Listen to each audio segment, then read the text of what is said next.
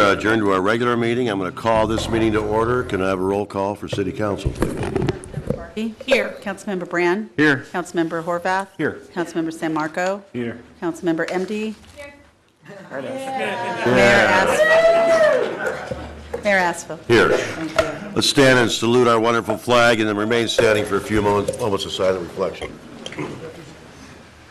I pledge allegiance to the flag of the United States of America and to the republic for which it stands, one nation, under God, indivisible, with liberty and justice for all.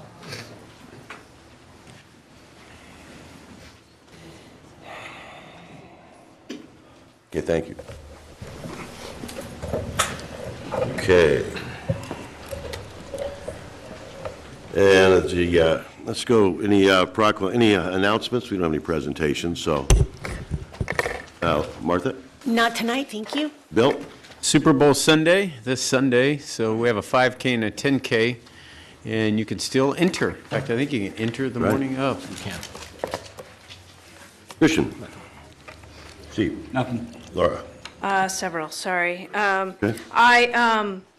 I've gone to several meetings since the last meeting that we've been at. One of them was that I was the alternate for COG, and because Christian was out of town, and he missed getting the award for Redondo Beach is now the gold level energy efficiency, made it up to gold level, and so here's our award for that. So congratulations. And here's Very nice for you to have. That goes to staff.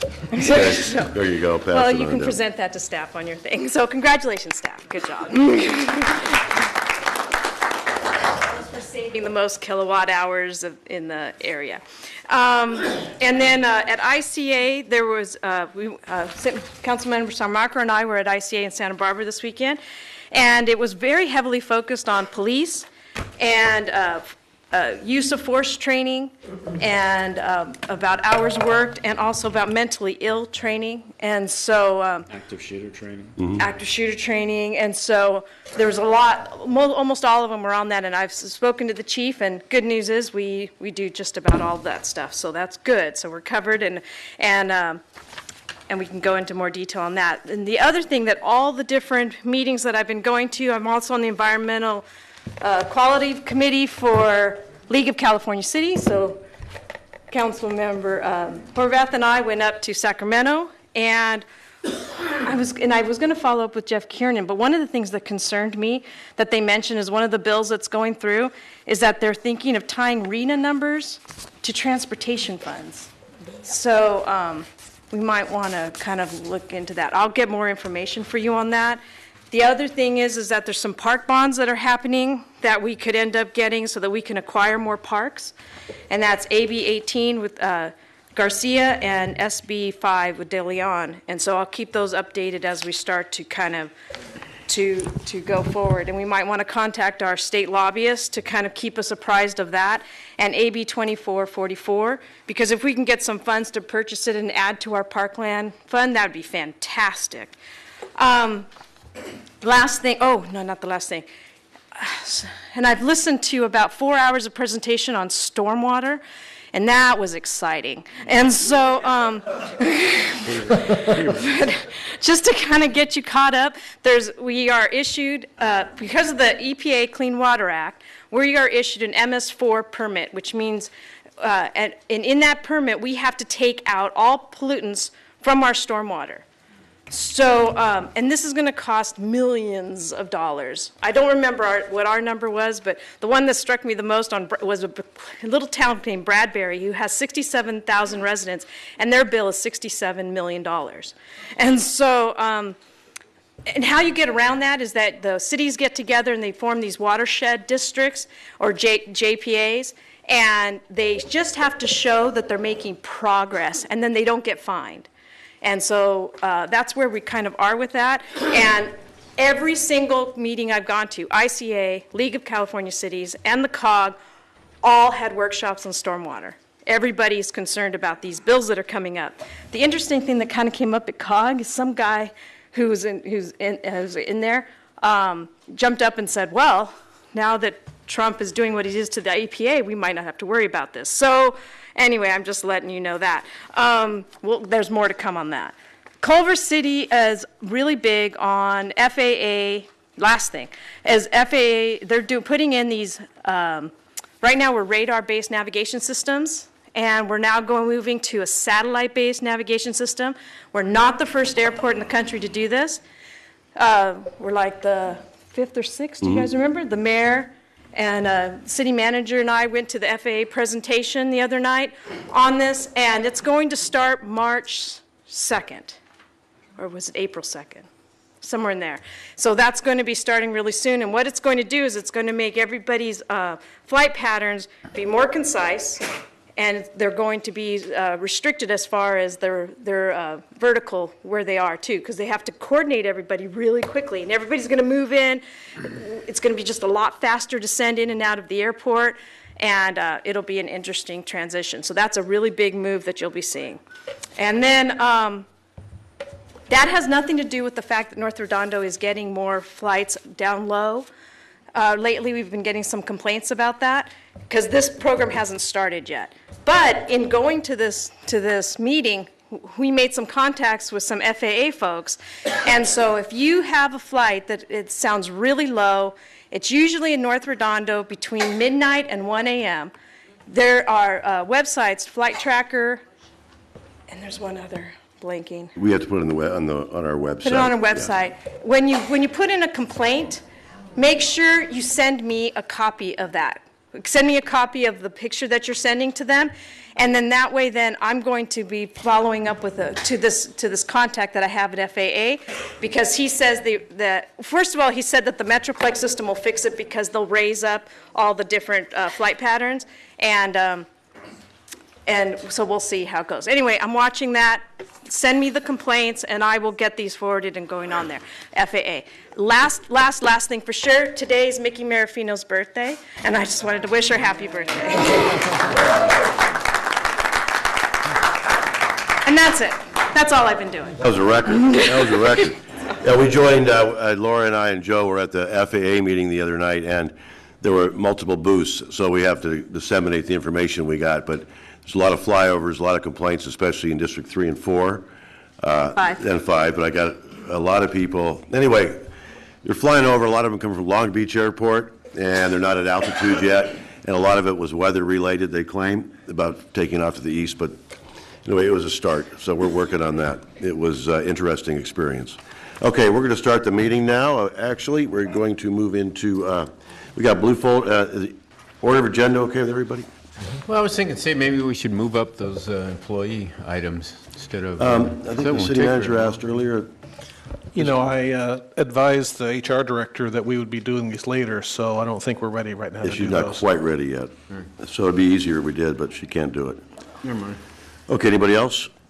Okay, next up is, we have blue folder items for H3, H5, L1, N3, and N4. Is there a motion to receive and file? Second. All in favor? Aye. Okay, good. The next up, everybody, is our consent calendar. It's H1 through H6, and they'll be voted on in one motion unless somebody pulls something. So, Martha? None to pull, thank you. Bill? I have nothing to pull, but somebody in the public wanted to speak about one of the items, and this is the time to come up and speak about it once we... Yeah, we'll get them up before we okay, which item is it? H4. Okay. Okay. Christian? Steve? Nope. Laura? Nope. And I have nothing. Okay, is there a motion? Motion Well, to wait, approve. is there anyone in the public want to say anything about any item? You don't have to just do H4. You can talk about any item you want. So if you had something to say, come on down. Somebody want to discuss H4? Who's the? This is on our consent calendar. So if you want to discuss anything from H1, 2, 3, 4, 5, or 6, come on down. I guess they didn't make it. All right, so no one wants to speak to any issue.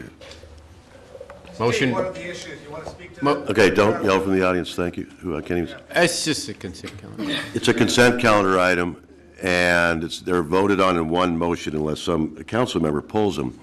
But we still ask the public if they want to discuss anything on the consent calendar. Trump's president. So, okay. Sorry, What are they, dude?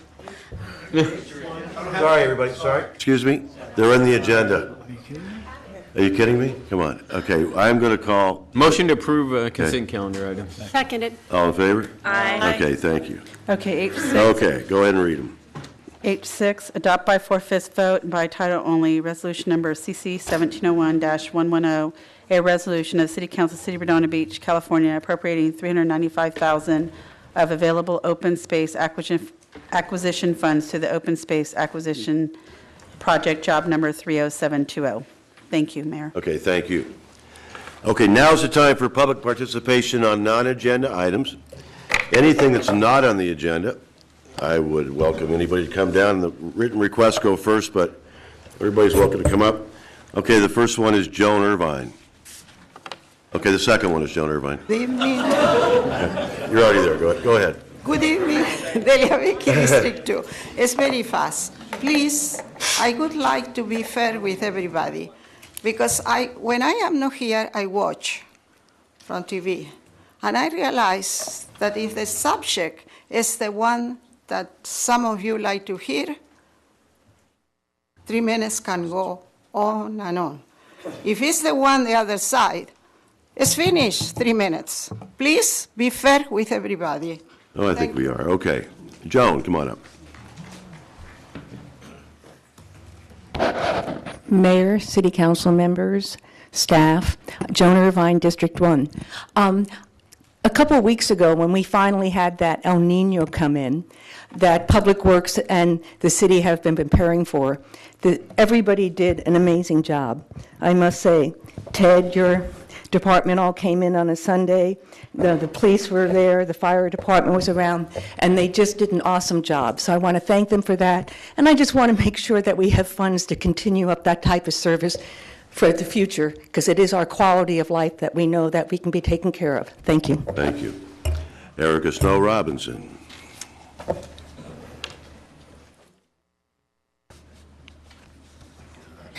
Good evening, City Council, Mayor. I just first want to say thank you, Councilmember MD and Horvath, for the meetings, the FAA, the parks, the environmental stuff. That's awesome. Next, I have some questions for Mr. Brand, my District 2 City Councilman. I'm hoping that since this is a public forum and there are reporters here, Mr. Brand will actually take the time to get back to me with some answers, since heretofore he's done a fairly shoddy job of any type of communication, and I'm pretty sure he knows how to find me. So, number one, talking about poor job of communication. It's been about 6 months since the vacant lot came up as an issue, and staff and city, somebody was supposed to, possibly get in touch with us on how to move forward. We have not heard anything from anyone, but especially Bill Brand. So I was wondering if we could expect an email anytime soon. Number two, out of curiosity, given your pattern and public record of obstructionism, if God forbid you get mayor, and if Measure C fails, how long can we expect to wait before you help to sue our city? The organizations that you support and that support you sue the city.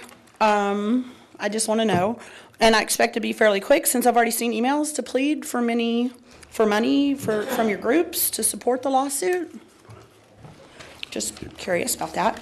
Number three, in April 2008, when Measure G was up for a vote, you were praising the city about the $400,000 cap, and in fact, you were pushing for $324,000 net new development. And the current project is $308,000, and I just want to know why it was good enough then, but it's not good enough now. Okay, lastly, and you've had a pattern of this, why do you insist on using forums that have nothing to do with your agendas for your self-aggrandizement? Because the most recent was the Women's March, which everybody knows about, but I've had to deal with this for at least the last 10 years, and in fact, you wound up doing this at a nonprofit art group in 2006 or 7 to push your agenda for the Hart Park back then. I actually had to force you to talk about the other side because you only wanted to talk about the one side. And when I asked the organizer why that happened, she was super apologetic. And she's like, oh my God, he told me he was just going to stand up and say, go vote and encourage people to vote. And she said, that's not what happened. And trust me, she was very apologetic.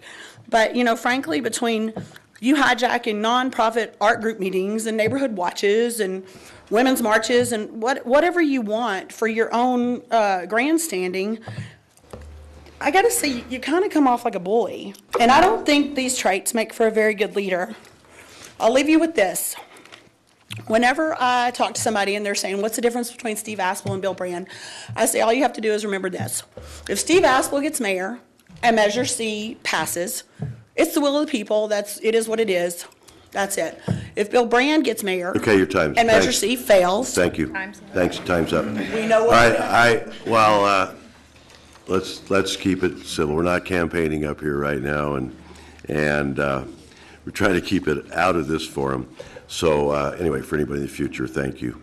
Barbara Epstein. Is Barbara here?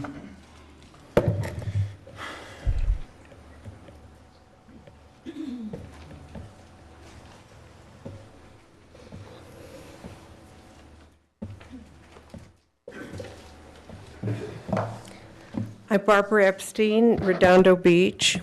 We moved from Palos Verdes to Redondo Beach to downsize from our little farm to retire, relax, and to walk at the waterfront.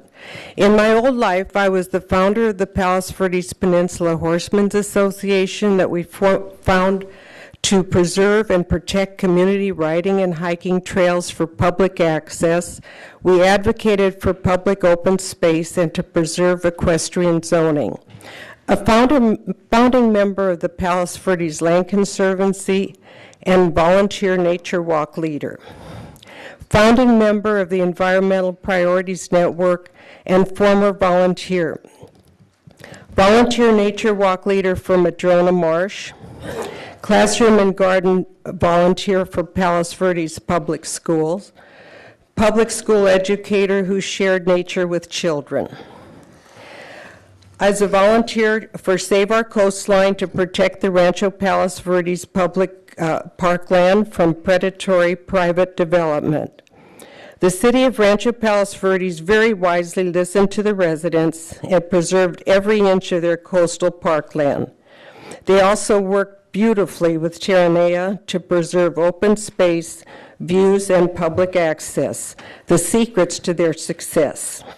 Tonight I'm here to support the ideals of the Coastal Act to preserve open space, views, public access, and recreational use of coastal lands. I'm here to ask the council to preserve public land for public use. You have an enormous responsibility to the people of Redondo Beach, neighboring cities, and the people of California to take good care of our waterfront and preserve our public lands for recreation and open space. As a recently selected delegate for our 66th Assembly District, I intend to work with our elected and appointed leaders in Sacramento to strengthen our Coastal Act protections, close loopholes in the Coastal Act, and to protect our coast from predatory commercial special interests. Thank you. Thank you. All right, Julian Harvey.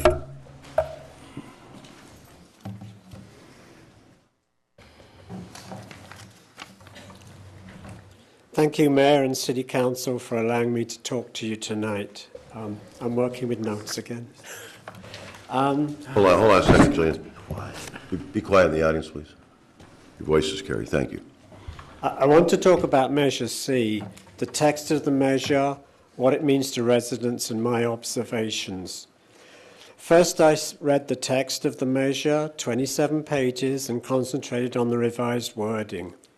My first observation is that I'm not a legal scholar, but see inconsistencies in the wording, one section conflicting with another, and wonder if it was ever proofread before submission to the city to go on the ballot. The measure puts a lot of new restrictions on both the parks, recreation and open spaces, and in this case it's Seaside Lagoon, and coastal commercial zones.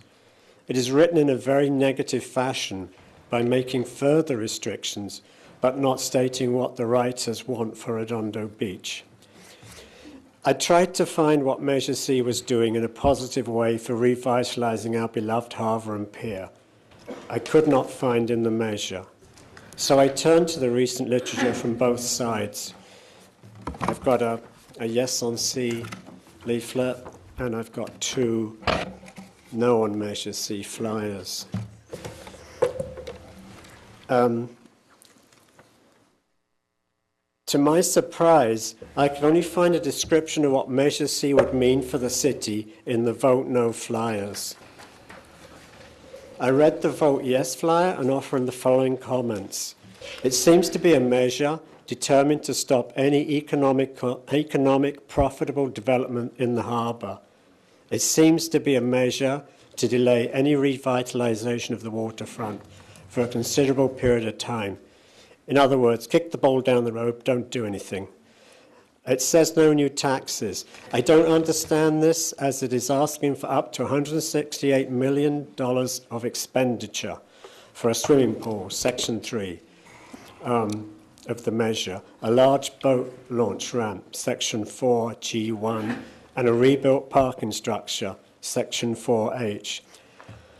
The parkland is Seaside Lagoon. I have not seen any proposal that paves over this area. Public-private partnership. There is none for the area covered by Measure C. In addition, I'm not a developer, but I ask, why would a private company fund these things that are being asked for on Measure C with almost zero return on investment? Mastercraft revitalized the AES plant. This will make a super-sized development. I thought a yes on Measure C was Julian, to. time's up. Okay, sorry. Okay, no worries. Thank you. When the yellow light goes off, you got to start wrapping it up, everybody. Okay, Todd Lowenstein, come on down.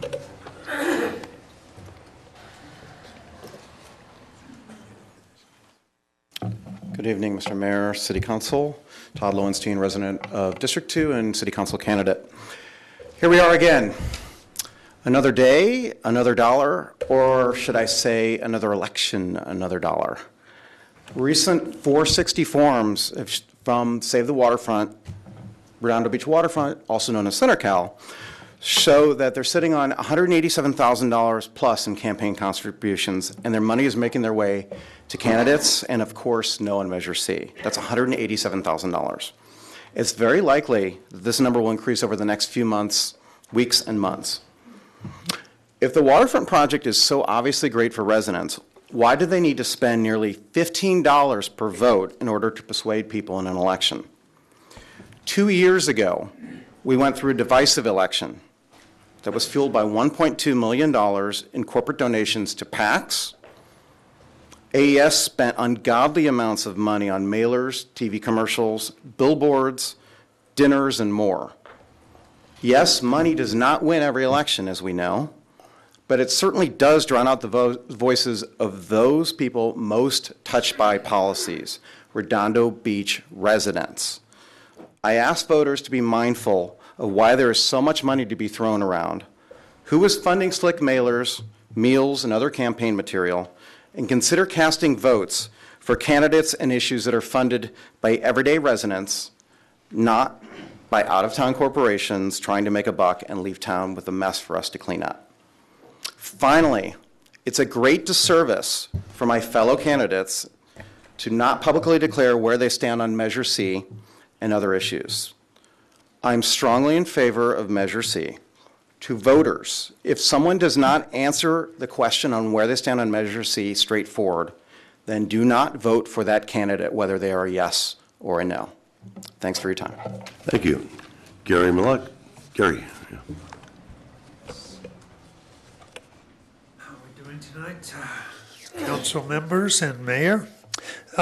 Just one little thing I'd like to ask. This regards Marine Street, where you turn left into Costco, past Little Tomboys. We got an arrow there, but after the arrow, we have to wait, and we have to wait and wait and wait for the arrow to come back on. I want the right to turn left when on green, if there's no oncoming traffic. Or get one of those flashing yellow lights, flashing yellow arrows, where we can turn left on those. because the traffic's, I don't know, you guys must go to Costco once. You have to wait a long time to get in there. Anyway, that's what my little request is. Thank you. Staff took that down? You got that? Okay, we'll check it out. Thank you. Jane Abrams.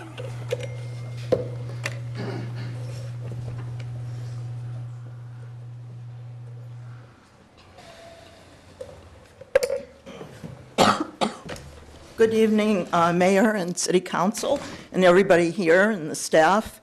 You may think that I'm going to speak on Legato, but that's next week on the 7th.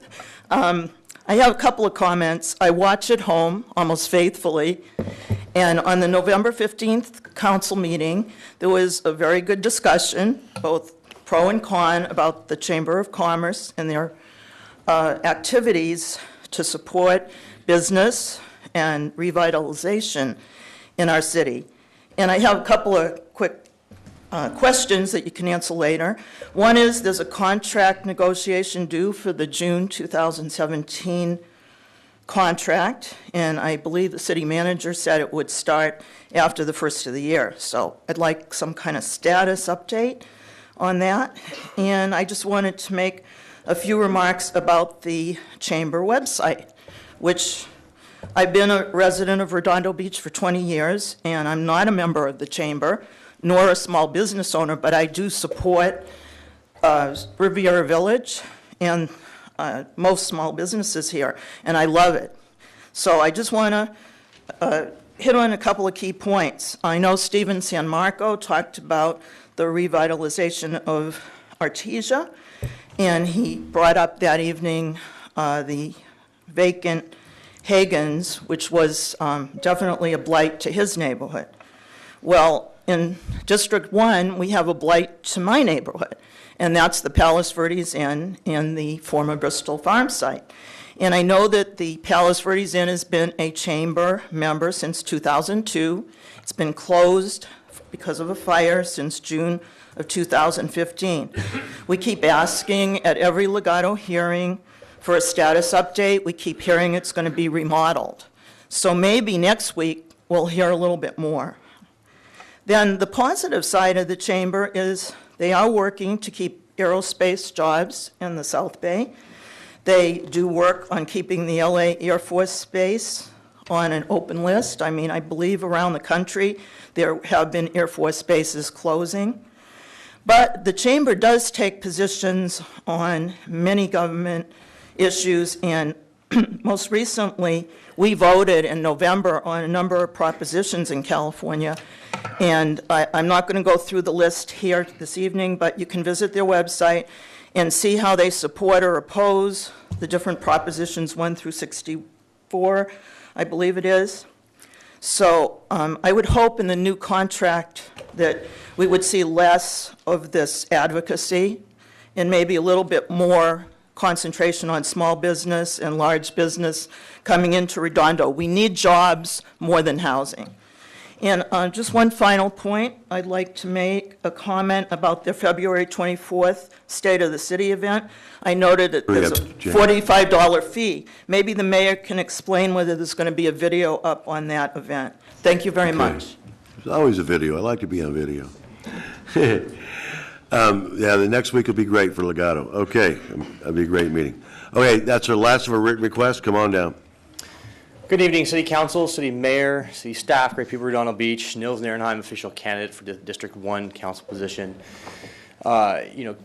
Last few weeks been walking through the neighborhoods. Every neighborhood has its little issue. Every neighborhood is very, very different from each other, but the one tie that does bind each neighborhood and the community as a whole is traffic and parking. And on that note, last week on Prospect at Avenue F, there was a tragic accident killing 1 or 2 dogs. Very, very bad. Very near the same episode, same area where the priest at St. Lawrence had his dog killed, and he was hit as well. So if we can bring some attention to that intersection, to that area where we're going to be adding 52 more condos on the corner over there at the Seabreeze Plaza. And a lot of people are very concerned about pedestrian safety. It's one of my things as a pedestrian and bicycle safety, creating great bike lanes. In addition to that, on PV Boulevard, there's a lot of concern by the residents over the center median. You know, if you look at City of Torrance and City of Redondo, there's a big difference between how it's kept. And everyone realizes that we're in a drought, still in a drought, even though we've got a lot of rain, that we need to cut back some of the water. But it seems like Redondo Beach has cut back the water usage to 0, which means the grass is essentially dead and turned into dirt, and the trees are dying. The residents there are not very happy about that, so maybe if we can turn up that water up to 10% or 15%, maybe 20% or something, that'd be great. The residents there would be very, very, very happy. The landscaping, they don't want to look at dead dirt and dead trees. So, and also hopefully bring down the speed of the cars there on PV Boulevard as well. You know, just as comparison, if you look at one block over on Torrance, they have green grass and nice trees there. So it's much easier, better to drive over there and look at that center median than ours. Anyways, thank you very much. Thank you. I'll be talking later tonight, and I'll have a great night. Bye. Thank you. Come on down. Good evening, Mayor, Council. My name is Martin Holmes from District 1. This is going to be an interesting night. CenterCal wants to build their $400 million mall, the size of 10 shade hotels, 524,000 square feet on our harbor and pier.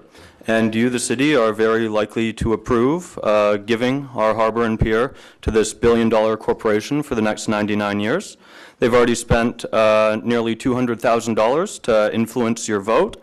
And their attempts to purchase our harbor will move forward unless residents of Redondo Beach rally together to support Yes on Sea. Yes on Sea stops CenterCal from buying our harbor. Yes on Sea protects views. Yes on Sea requires a detailed traffic study that ensures you're not stuck in gridlock with 12,500 additional cars per day. Yes on Sea protects your children by keeping Seaside Lagoon clean. And Yes on Sea saves lives by requiring a boat launch ramp at a safe location. Don't believe the lies. There are a lot of absurdities being thrown around, especially in terms of cost numbers that are pulled from thin air and have no detailed responsive study to support those cost numbers. $200 million, $25 million for a pool, there's no basis for that. So support reasonable efforts to clarify zoning and ensure that we as residents are able to enjoy our quality of life moving into the future and not a giant mall on our waterfront. Thank you. Thank you. Well done, sir. Good evening, Mr. Mayor, Council. And I did think I filled out a card, but that's all right. My name is Michael Cahalan, District 1. I've been a resident of Redondo Beach since 1987. So over the years, I've followed this from a distance, the proposals and initiatives regarding the harbor area, the pier area, and the revitalization overall Redondo Beach. But it wasn't until the waterfront project that I heard about the waterfront project and said, wow, this is really going to happen, or not. As I found out there was a group that was fighting this proposal to fix the harbor and pier area. Well, my first reaction was, that's stupid. But, you know, I went forward and looked at these groups, and I observed from what appears to be a lot of misleading information and divisive tactics. So, having researched both campaigns, I've discovered that, yes on Measure C, the Rescue Our Waterfront Political Action Committee have broken state of California campaign laws, and reporting requirements as required by the Fair Political Practice Commission. Therefore, a few hours ago, I filed a sworn statement, a complaint with the state's Fair Political Practices Commission. The complaint alleges that our Rescue Our Waterfront, the ROPAC, Bill Brand, and others are violating the State Political Reform Act. I've asked the FPPC to take immediate action to compel these parties to follow the law. Among the alleged violations that the Rescue Our Waterfront is deceiving the public and by failing to include its name and its support for Measure C, failing to disclose it's controlled by Bill Brand, and violating disclaimer rules that enable people to know who is paying for the various campaign communications. Bill Brand and his mayoral committee are also violating the law by making contributions to ROPAC that have not been disclosed and by hiding Brand's control of ROPAC. ROPAC and Brand have been taken to task there before, as you know, by the FPPC, and are in fact currently subject to ongoing investigation. Throughout the city, when I see yard signs, literature, and other communications about Measure C, I see clear claimers by Save the Waterfront, the no on Measure C people. But the Rescue Our Waterfront, the yes on Measure C committee apparently believe it is above the law and does not need to provide the transparencies that the law requires. I have copies of the complaint for the members of the press. Thank you very much. You want to turn them into the city or to the press? Press is fine. Okay. Who's next?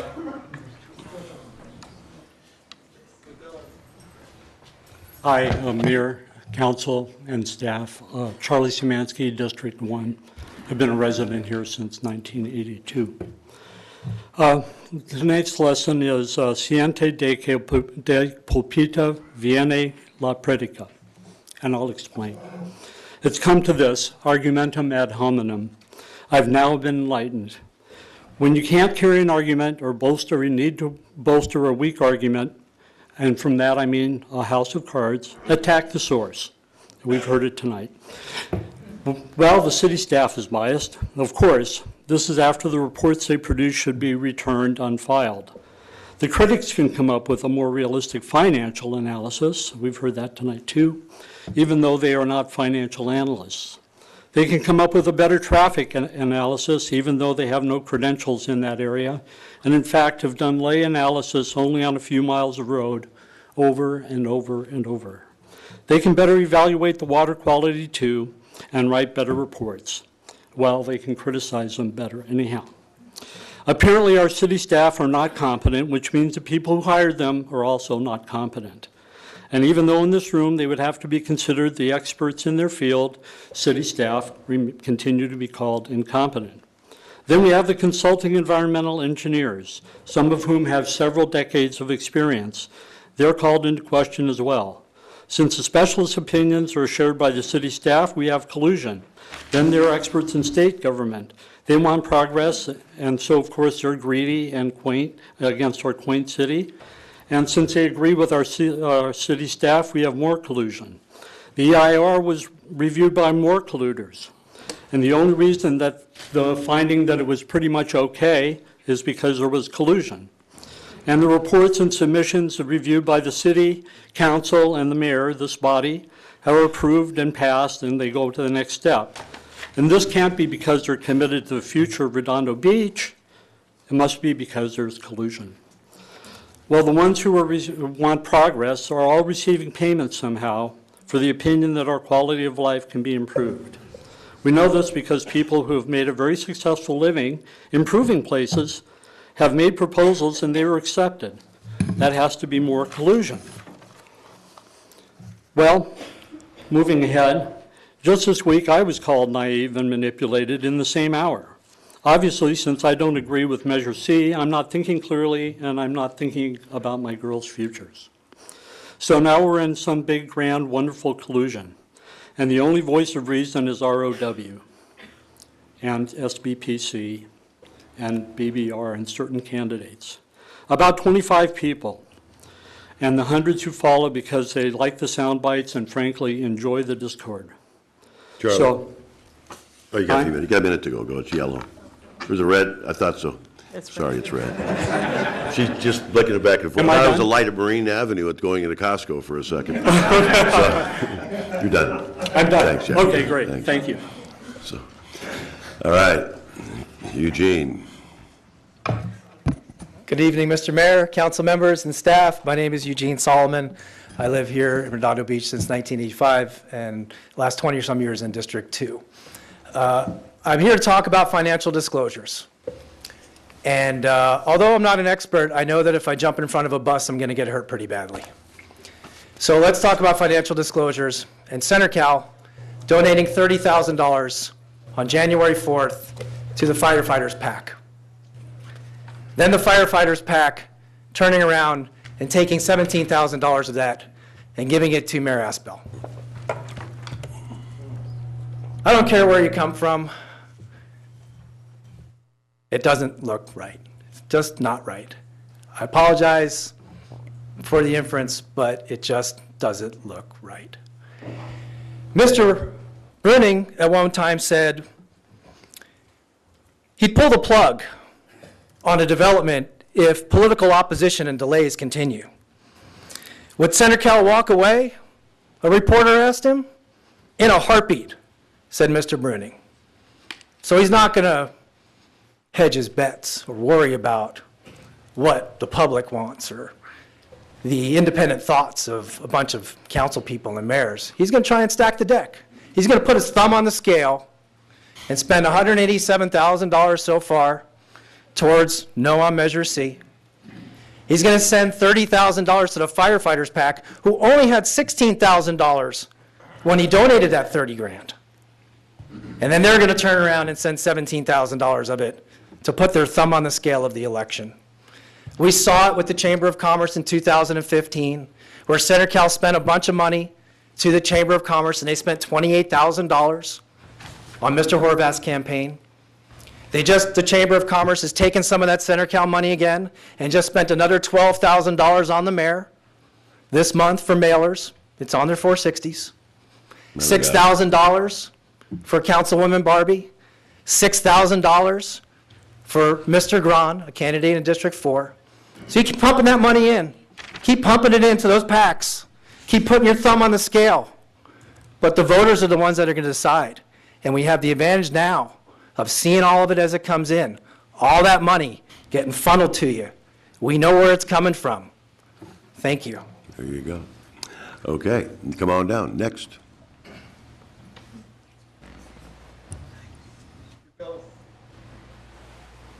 Good evening, Mayor, City Council, residents of Redondo Beach. My name is Susie Royds, and I am official candidate for District 4 in the March election. I am a Redondo Beach resident in District 4 since 1961. And I want to make clear my position. I am strongly in favor of Measure C. The reason is I'm a lifetime resident, and I can see that the project as it stands is way too big, and it is not in favor of the community. It is to attract outsiders to come and shop.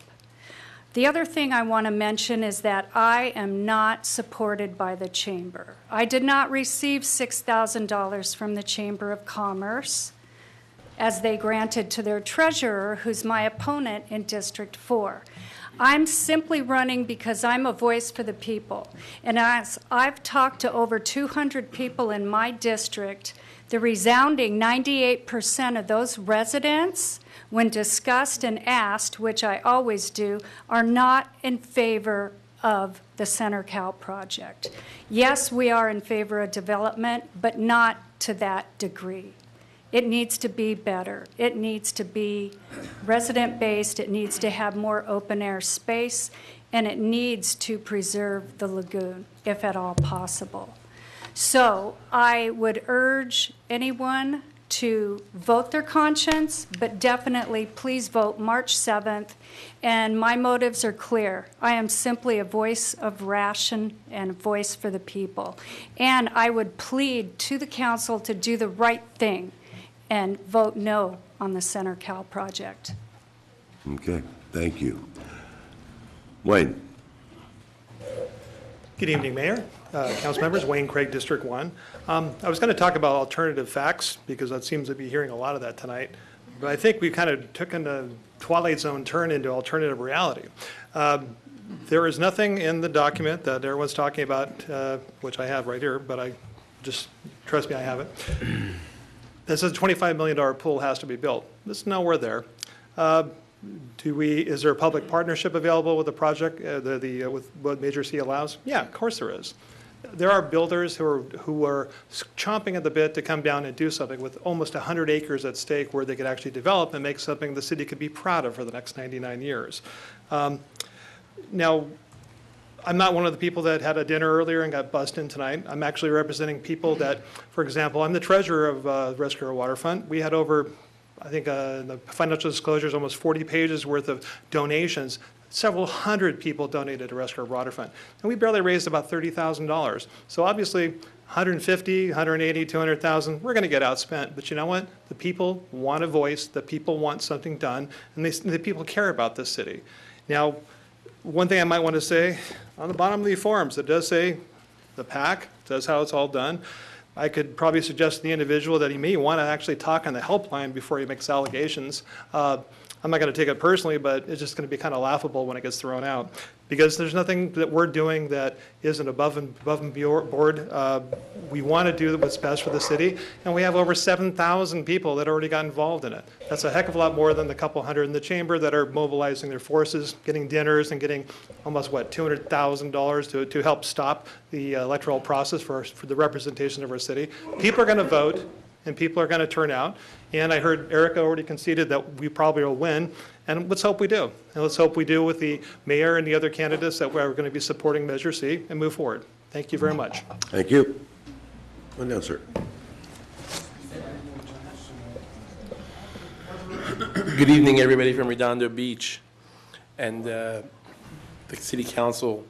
I'm Matthew Udowitz. I'm with Keller Williams Commercial Beach City. I represent large landlords in the state in the past, from Alexandria Real Estate Investment Trust, the largest developer of San Francisco, Boston, and San Diego. I've also represented large owners of hotels, large multifamily income properties in the Southern California markets, and for their development. CentraCal is a bad deal for the city and the citizens of Redondo Beach. Why? We pay them 10%. We can raise bonds to develop this, or there is wealthy clients that I have who would develop a much less dense development at the waterfront, not CentraCal. This way, the city of Redondo Beach would earn 8 to 15% of all revenues for the development rights. CentraCal deal should be ripped up. I currently represent $3 billion of hotels and Southern California developments for sale, and have been working with many developers and owners looking to build in the area. This is by far the worst deal I've ever seen. I'm against opening the lagoon to the ocean. However, for doubling the beach area of the waterfront, making more park beach area at the lagoon by having it closed off. There is also a considerable amount of streets in the development plan. This should be walking area and parks for people and children, and areas of playgrounds like the Westfield in La Jolla. Regarding parking, I recommend luxury 40-person city buses that cost about $1 million each that would go from Redondo Beach directly to Manhattan Beach, LAX, UCLA, USC, John Wayne Airport, Long Beach Airport, and Disneyland, and San Pedro Harbor, free ride if you end in Redondo Beach or leave from Redondo Beach, and you spend their money there since you have a revenue plan that pays you on revenues. A question I have, and I want clarified, is a no on C for a mall with a CentraCal or against it? What does a yes and a no vote mean? And the board be very clear on this answer. This can be built for less than $250 million. That's $400 per square foot to build, and about 600,000 square foot of development or less. The developer would pay 8% to 15% to the city if we get rid of CentraCal. We can have it finished and developed from an agreement date within 1 to 2 years' time. I urge you to make a good deal. I'm a former Seaside Lagoon Camp participant for many years. I grew up in the area. My teachers my parents grew up as teachers in the area. You want high density? Put it on AES with a wave pool, parks, movie theater, additional hotel, and up to 1,500 condos. No high or built of steel. Nothing that high. Thank you, sir. Thank you. Okay, remember, keep your comments about you can do the measures back and forth. We'll be talking about the measures, the ALPIV pretty soon anyway. All right, there's still public participation. Hey, good evening, Mayor, City Council. Chris Voisey, District 1, which was actually interesting because over the past couple of weeks I've been volunteering up in District 5 and 4 to see what's going on and get a pulse of what's going on for the waterfront. A lot of people know I am very much in favor of it. But I wanted to pass along some really good feedback that I have heard numerous times. One thing was about the air traffic, funny enough, so I'm glad you guys are paying attention to that. Another one was regarding this Measure C and the whole idea of placing a pool that will have to go there to replace Seaside Lagoon that has the same surface area, which is roughly about 40,000 square feet. In comparison, that's about over 3 Olympic-sized pools, which are 13,000 square feet. Upon the failure of Measure C, I do recommend that staff take a look at possibly putting a pool up in North Redondo where it really does belong. It would be an amazing addition to the aviation park area, possibly something, the Northrop Aquatic Center or something like that. I think it's a much better place to be looking at to consider a facility like that rather than try to put another piece of water on the water. Thank you. Thank you. Okay, this is open mic night. But we're not talking about the LPIF yet. Okay. Good evening, Mayor, Council.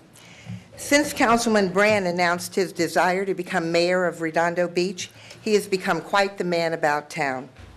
However, his grandstanding during the Women's March on January 21st was inappropriate and demonstrated a lack of respect for any issue other than his own.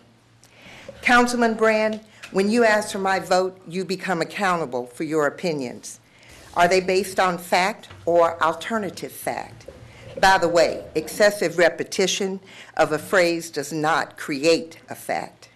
My opinion is that your version of a bridge to nowhere has cost Redondo enough money through endless delay tactics and litigations. In the past years, I heard you say that the power plant was going away, yet it remains. I hear your gaslit supporters say mean and hateful things about myself and others who speak in support of improvements to our harbor and pier. I hear you say that CenterCal is a billion-dollar developer that is going to build a destined-for-failure mall, ruin Seaside Lagoon, double traffic, build a dangerous boat ramp, and that our elected officials and city staff are biased and unethical. I hear you say that the city, translation, taxpayers, pay for $200 million in infrastructure repairs, a $10 million boat ramp, and a $20 million oceanside swimming pool. And let's kick CenterCal out because we can find another developer. And I ask myself 3 questions. 1, is it true? It is true that CenterCal is a developer with the wherewithal to transform our blighted harbor and pier into a place that has something for everyone and turn Seaside Lagoon into a year-round playground. What is not true is that our chances of finding another developer is assured. The nightmare in Redondo is real and goes by many names: Rescue Our Waterfront and Measure C, among others, all of which virtually guarantee that no meaningful development will take place for decades to come.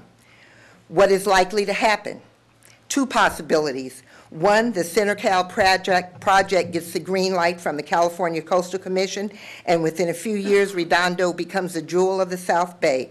Or 2, Measure C passes and sticks taxpayers with the bill for replacement of our crumbling infrastructure, an oversized 24/7 boat ramp in the backyard of the village condos, and half-assed development. Thank you.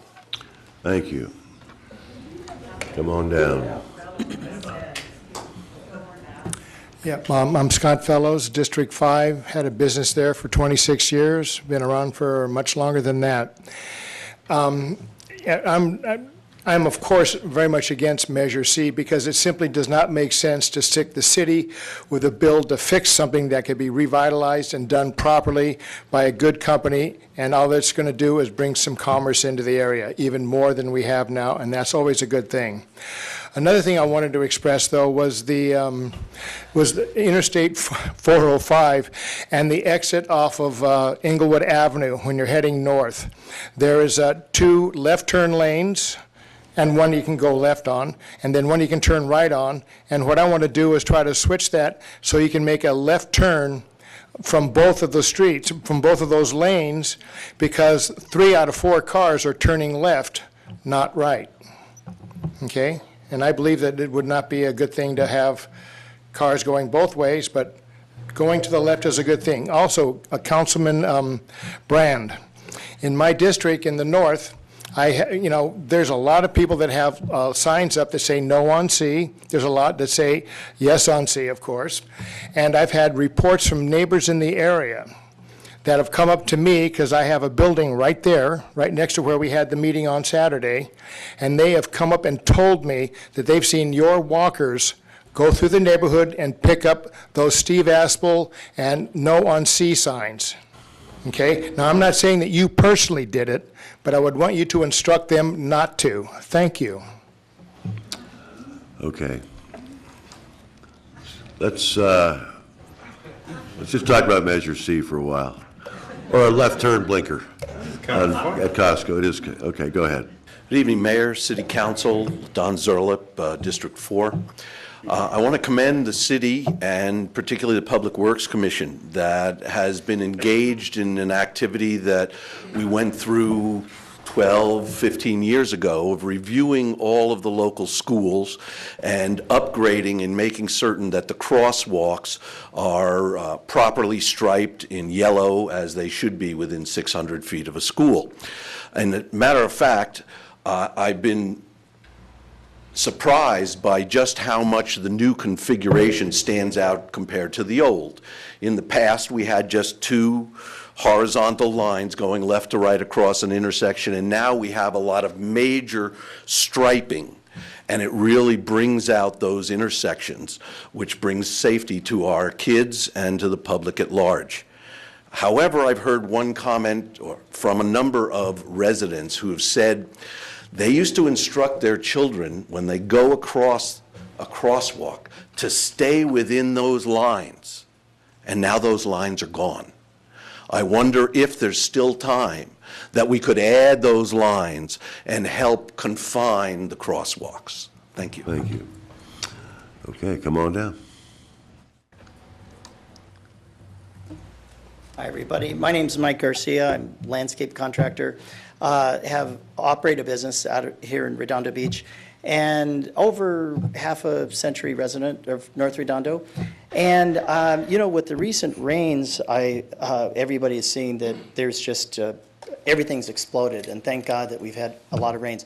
Unfortunately, under the right-of-ways where the Edison strip is in North Redondo, there's a little bike path there. Mm-hmm. Well, it wasn't watered for years because of the drought, and so now there's just this explosion of weeds, and the weeds are turning to flowers, and those flowers are kind of spreading, doing what weeds do, and they're spreading into local neighborhoods. The gophers love it, and so my understanding is that how this is dealt with is it's either cut or it's sprayed. And I'm concerned about the spray that's used because everybody's probably familiar with the spray Roundup. And if you aren't familiar with it, Roundup is the active ingredient is glyphosate. So I'd encourage you to Google that, look it up. It's now labeled as a carcinogen. For anybody who doesn't know, carcinogen causes cancer. Anybody here have kids? Or grandkids? Okay, so imagine something gets sprayed with a carcinogen in a public place and your kids are rolling. Has anybody ever been a parent here? How many parents do we have here? Okay, or grandparents, okay? So imagine your kids rolling around in this carcinogen, or if you don't have kids, maybe you have a dog, you have a cat, and it trounces around and its paws are trouncing around this, and then they're licking their paws, or worse yet, they're coming into your house and they're bringing these carcinogens in. So it's an issue. I think that it's time that it needs to be dealt with. So I know that Measure C is on the thing, but I think this is something that really needs to be addressed. So I just wanted to say I'm here, and there's even a group of North Redondo residents we had a meeting of almost 24 of us last week. To address this issue, so we're on it. Okay, thanks. It's a good point. It's not. This isn't a Measure C open mic night. It's to talk about anything you want. So he's taking copious notes. Thank you. Okay, thank you. Okay. You can talk about anything you want. That's not on the agenda. Okay. Hello, everyone. I'm Julie Moore, District 1. I didn't know if I was going to speak tonight. I decided to come last minute. But first, I'd like to say I am embarrassed and ashamed at the way people are attacking and talking and gestures made behind me. I hope none of our children are watching. I would not let my children do that, and I would hope that none of you would want your children to address people that way or to see what I've been seeing behind me. I had to say that first of all. I think something does need to be done with the waterfront. However, what's proposed is too large. I've gone and looked at it. My questions have not been answered about safety issues with traffic, biking, and the boat ramp. But I'm more concerned with about having to vote them to have a 99-year lease. Why 99 years? Do they need a 99-year lease? That part will be on the agenda, though. Okay. Yeah. I would say before a vote like that is made, though, I think it'd be best to wait till after the March election. My District 1 councilman was not voted in by me, appointed. At least let District 1 people vote in their councilman to be making a decision like this. I feel it's very important to wait on that. And I am concerned also with all the projects and the traffic, all this. I feel Redondo Beach is being bombarded from Legato to North Redondo, now this. I don't know what's happening in the city, but it seems like we're getting high rises and traffic everywhere, and it's time to slow down, really think of a plan for the city and how it's going to flow and make everyone happy and keep Redondo Beach the beautiful Redondo Beach jewel that it is. Thank you. Thank you, Julie. Okay, come on down. Rita Loy, Redondo Beach. One thing is, people may not know that the Water Quality Control Board will be having a meeting about the Seaside Lagoon coming up in the next month or two, if I remember correctly, which I plan on being there. So, if we really support it, it says, show up to the thing. Let them know, because our Seaside Lagoon is unique from anywhere else. There's no other thing like it in the state. So, if you really want to support, we need to show up at the Metropolitan Water District boardroom and be there and support. Granted, it's going to be 9 in the morning, but hey, I plan on being there. And sorry for missing the last couple of council meetings, but hey, I was out of town. Thank you. Okay, come on down.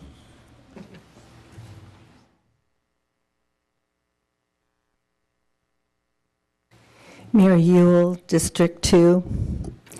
Regarding the Chamber of Commerce, let's call a spade a spade. Chamber of Commerce does not support small businesses, or they would not overwhelmingly be supporting the CentraCal project, which clearly does not allow for small business owners who will not be able to afford the square footage at this proposed mall. Only chain stores can afford to rent space at the CentraCal project. More maddeningly, our city pays the Chamber of Commerce to encourage and support small business owners. In regards to the Women's March, I invited our city leaders to come. Mayor Aspel, I understand, was there before I arrived. And Martucci were also at the Women's March. Wise scapegoat, Bill Brand, who also took an interest in the agenda that the women were marching for.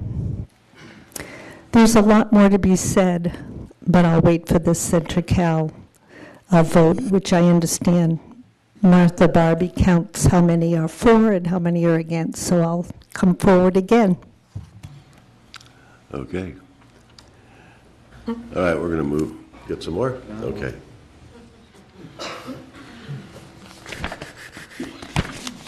Betsy Moorfield, District 2. On my way to the meeting, and I wasn't planning on speaking tonight, on my way to the meeting, as I was crossing Carnelian. Sorry, I'm nervous. Okay. I hit it just as there was this incredible sunset. Palm trees, the ocean, and the orange of the sun. And I just sort of was like, ah. And next to me was a out-of-town, I think he was Australian based on his accent, visitor. And he's like, that's such a beautiful view, you're so lucky. And then he said, I love Redondo Beach. And he looked at me, and I was wearing my I love Redondo Beach button, which I think came from your office. And so I'm here to ask, one, can I have a new button? And two, could you please make sure that that view is there so that 5 years from now, when he comes back with his kids, he can see that sunset? Thank you. Thank you.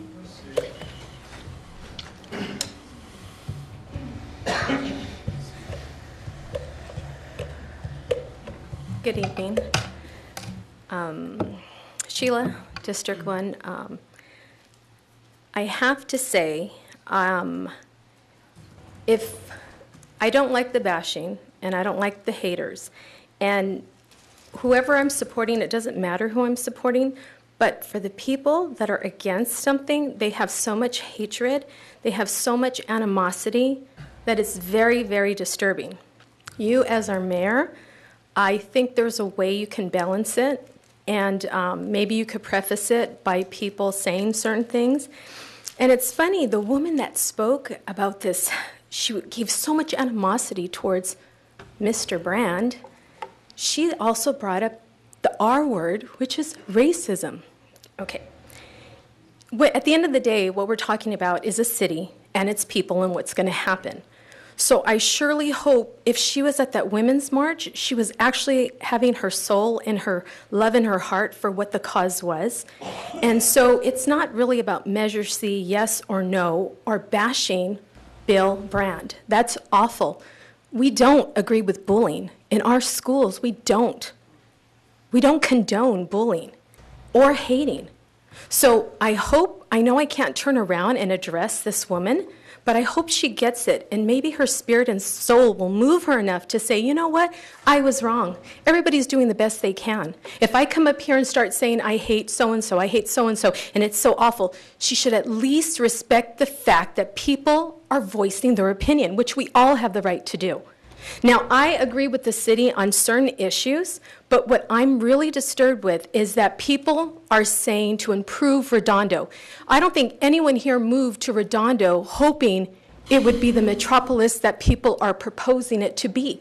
I go on our streets and I see bird poop, and I'm thinking, why isn't this cleaned up? I go to a city office and it's a mess, and I'm thinking, we want people to come from all over and leave with a great taste in their mouth, but yet we can't take care of our own. The mom and pop shops are like extinct. What is it? What is it about Redondo so much that people have to do so much to change it? I have made wonderful friends, wonderful people, just being in alignment with everything. So I need everybody in this room, everybody at home watching, to think about that. Be mindful of what you're saying. Be mindful of what you're doing, because karma's going to come back, and the universe is going to come back, and that hate is going to come back to everybody, everyone in this room. And you know why? Because think about it. If there was a tsunami tomorrow, a tsunami just like that, that's Mother Nature. No one has control. We'll all be gone. So there'd be a non-issue. But there'd still be love and spirit and soul. And that's what I promote, and a lot of people have that mindset. And you all have a soul up there and a heart, and if you're not coming from that point of view and you're being dishonest with your people, your citizens, there's a problem. Thank you. Come on down.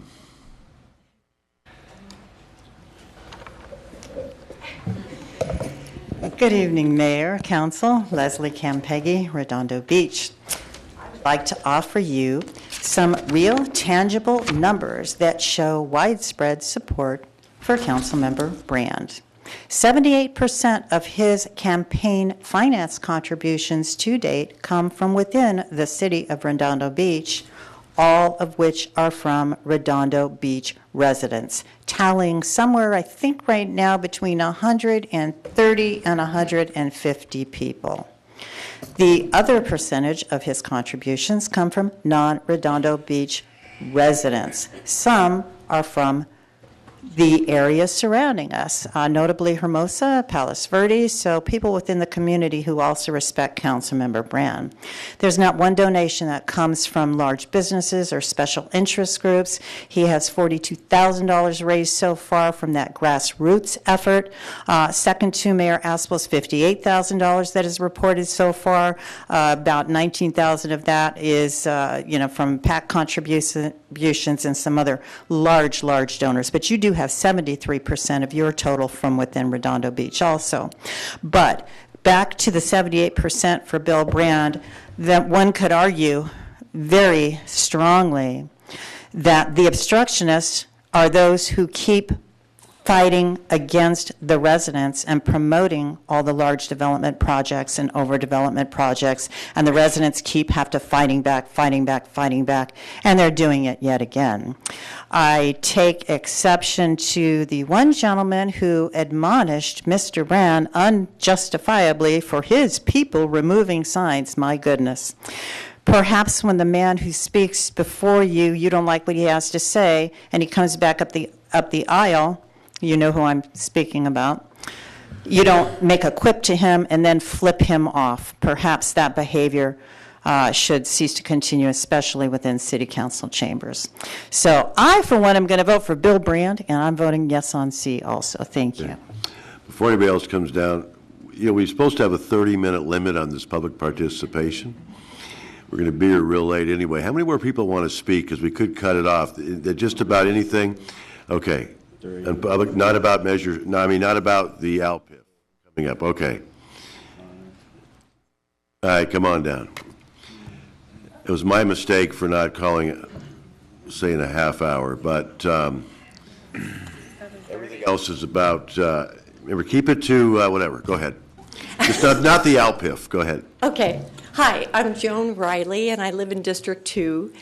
And I was at home watching, and I just had to come down and say that I'm voting yes on C because I think it is the best thing for Redondo's future.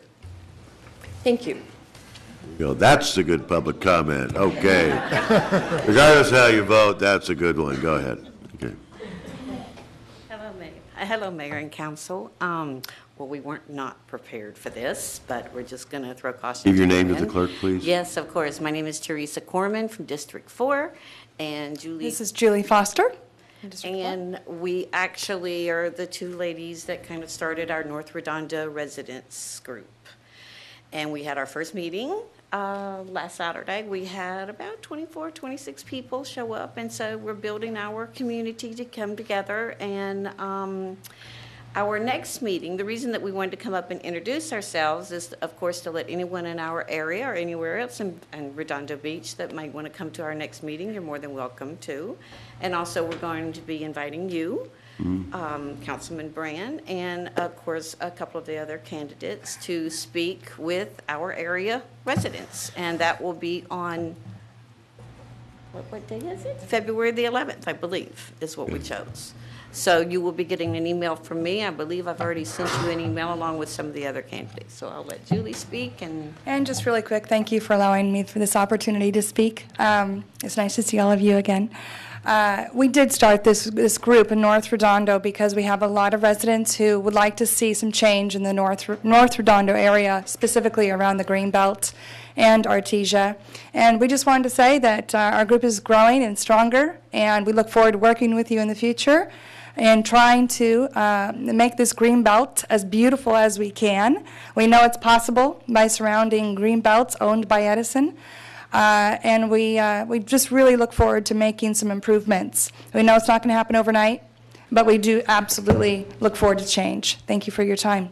Thank you. Thank you. Okay.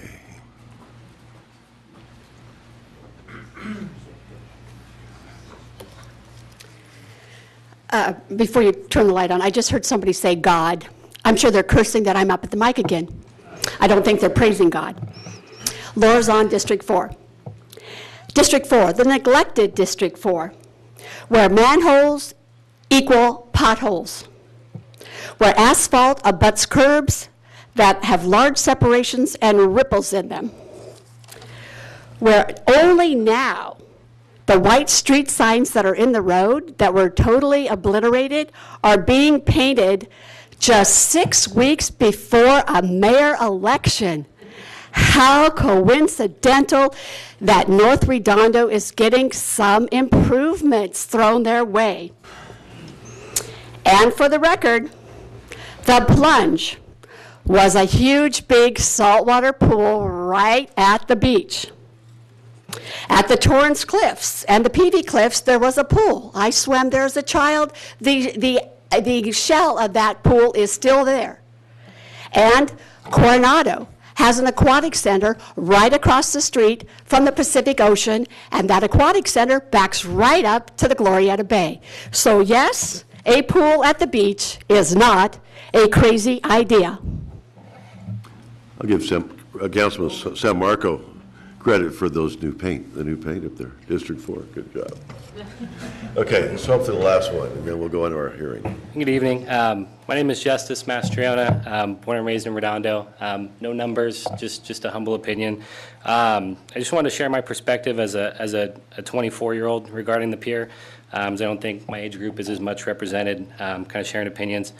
I mean, the pier, in my opinion, it's old, it's dirty, it's falling apart. The parking structure, needs to be knocked down before it falls down. It has a lot of memories, but in my opinion, it's outdated. It's not where I take my girlfriend for dinner on Friday night. It's not where I take clients. It's not where I take family, that are visiting from out of town, just because there's not much to do. There's a few good bars and restaurants, but I think the atmosphere is a little seedy. The proposed plan, though I think does look beautiful. I think it's a place that you'd be excited to visit. It offers a lot of activities. It just looks like something that's cool and something that you would want to do. It looks like it would bring in a lot of business, which I think is good for everybody. I think it creates more jobs and provides more tax revenue. I don't know the exact numbers, but in looking at the cost of the current plan versus Measure C, I saw that it could take up to 50 or 60 years to recoup the cost on implementing Measure C versus the current plan in place that would maybe take 20 or 30. And in my opinion, I was thinking, why would you pay more for less? Why would you kind of bandage it up when you could, completely renovate it? And again, just wanted to share my opinion. Thank you. Thank you. Okay, we're going to move on to our public hearing. I want to make one comment. It's a good one. Nils, somewhere around here, the staff's going to check of those medians, but we need to remind the residents on PV Boulevard that Redondo did repave the streets all the way down to the Torrance border. So it's actually, once you hit Torrance, it's pretty bumpy. And so we did a good job on that, but not quite done. Okay, we're going to have a public hearing now. Is that next on the agenda? So we have it. Yeah, I'm going to make sure. The ex parte communication, Mayor. Okay. So it's going to be a public hearing, but some ex parte disclosures. So Martha, do you have anything on the public hearing? Yes, residents, staff, consultants. Okay. Bill? Yeah, likewise, residents, staff, leaseholders, consultants, attorneys, all of the above, and yeah, I think that covers it. Everybody. Through emails. Christian? Phone calls. Same as Bill and Martha. Steve? Residents, staffs, leaseholders, residents, land use attorneys. I bet you Laura says the same thing, and I had everybody in this room, plus many more contact us. So, Ditto. Laura? Ditto, okay. So we have tonight we're going to be discussing a resolution of the City Council of the City of Redondo Beach approving an agreement for lease of property and infrastructure financing between the city and the Redondo Beach Waterfront LLC. So we're going to I'll get a motion to open the public hearing, but we are going to receive public testimony, get the staff report, receive public testimony, council deliberation, and then we'll close the public hearing. So is there a motion to open the public hearing? Second. All in favor? Aye. Okay, so who's going to ride this pony first? Good evening, Mayor, Council. For the record, Stephen Proud, Waterfront and Economic Development Director for the City of Redondo Beach. We're here tonight to once again talk about the agreement for lease of property and infrastructure financing for the waterfront project. This is the third hearing that we've had on this topic. We've presented this previously in December and earlier in January. There were modifications to the documents that were made between the December hearing and the January hearing, but the documents that are before you tonight are the same documents that were presented at your January 17th hearing. So there are, other than perhaps some minor edits or grammatical type issues, there are not any major adjustments to the documents that have been made previously. You'll point out the adjustments to the public? Yep. Okay. So Tonight, we're here to continue our conversation regarding the lease and the agreement for lease of property and infrastructure financing. I always like to start out with just a short overview, and this overview is getting shorter and shorter as I do this presentation more often. But this is a project, as you all know, that's been 10 years in the making and started with a lot of the work that Cosmont Companies did on a harbor asset plan and a harbor business plan. When we look at this project represents a public-private partnership that is a significant investment in the city's waterfront. When it's all said and done, that investment, both the investment that CenterCal will make in the waterfront, as well as investments that their tenants will make in tenant improvements to spaces, will exceed $400 million of capital that's been placed into our waterfront. Significantly, a large portion of that capital that's going into the waterfront is related to the provision of new public infrastructure and enhanced open space. We've talked about the plan. Tonight we're focusing more on the transaction, but there are many physical benefits that the city receives from the redevelopment of the waterfront area, not the least of which is the opportunity to take the Seaside Lagoon, take the fences down, open it for 365 days out of the year, and create an opportunity for folks to utilize that on a year-round basis on a no-fee basis. Public walkways will connect the waterfront. New boardwalks will front the waterfront area. There will be new parks, plazas, open spaces, better connections for bicyclists as they work their way through the waterfront rather than having to go through the parking structure. So when we look at this project, we look not only at the financial benefits and the financial transaction tonight, but we also want to keep in mind the project that was approved by the Harbor Commission and the City Council on appeal and all the physical benefits that come along with the development. Tonight, as I said, though, we're going to focus more on the fiscal benefits to the city, and as we've talked about this in the past, we really see this breaking down along 4 primary lines.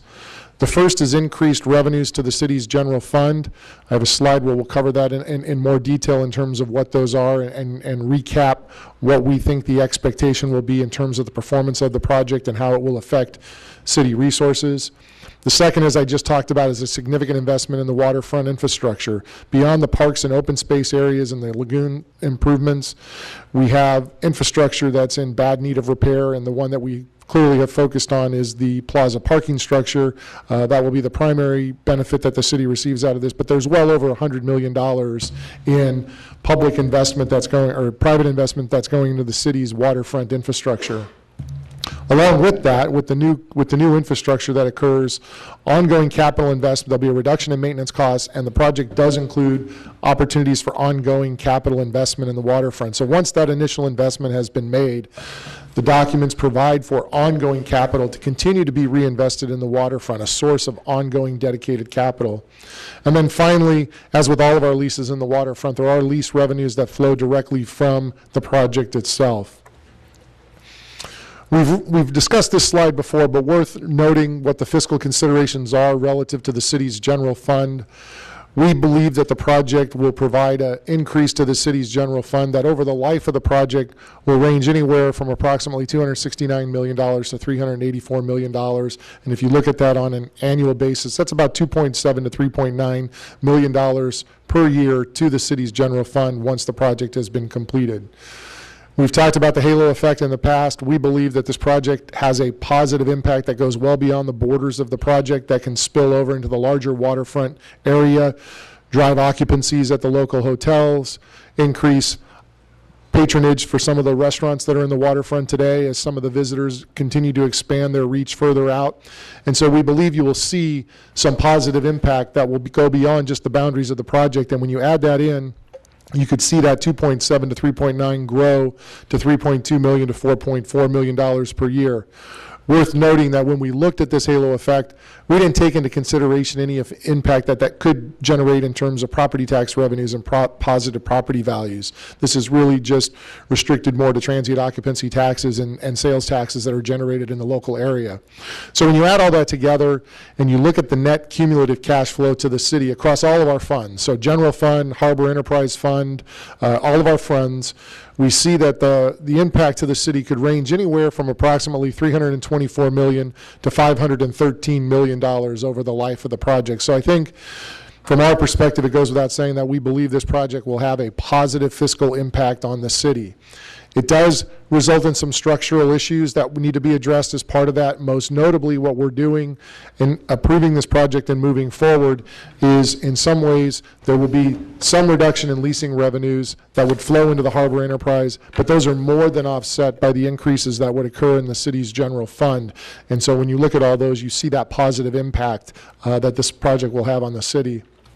And then finally, as I mentioned previously, we expect there will be a reduction or a transfer of our ongoing capital expenditures and maintenance obligations from the city to the developer as this project goes forward, since they will have the ongoing responsibility to maintain this asset in the future.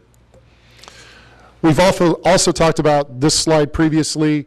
We didn't include the table this time. We're really just focusing on a high-level summary, but if we were to not go forward with the project that's been proposed, there are still capital improvements that need to be made in the city's waterfront. We've looked at those as a series of baseline improvements, which includes things like the plaza parking structure. And then we've looked at things that we call additional city costs, which are the cost to the city to continue to maintain assets that generate revenues to us today. Things like the International Boardwalk, like the Pier Plaza structure. So we receive benefit from those assets. They generate lease revenues to us, but they are in desperate need of repair and maintenance on a going forward basis. So when you combine those two pieces together, what we think the city will need to expend in the waterfront is somewhere in the neighborhood of $157 million to $183 million.